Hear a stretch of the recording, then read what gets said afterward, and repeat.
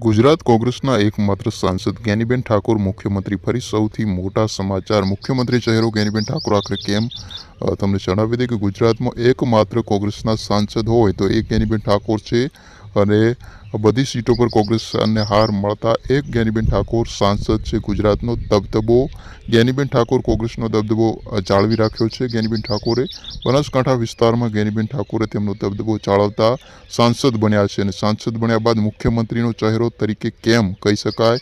અત્યારે કોંગ્રેસ માટે અને ગુજરાત માટે સૌથી પ્રભગતો ચહેરો હોય તો એ જ્ઞાનીબેન ઠાકોર છે અને એ નામ જ્ઞાનીબેન ઠાકોર છે, કારણ કે સાંસદ અને ધારાસભ્ય બંને બનાસકાંઠાના વિસ્તારમાં તેમનો દબદબો છે અને કોંગ્રેસનો મુખ્યમંત્રીનો ચહેરો જો કોઈ હોઈ શકે તો એ ભવિષ્યમાં જ્ઞાનીબેન ઠાકોર જ હશે અને જ્ઞાનીબેન ઠાકોર કોંગ્રેસના મુખ્યમંત્રી બનશે।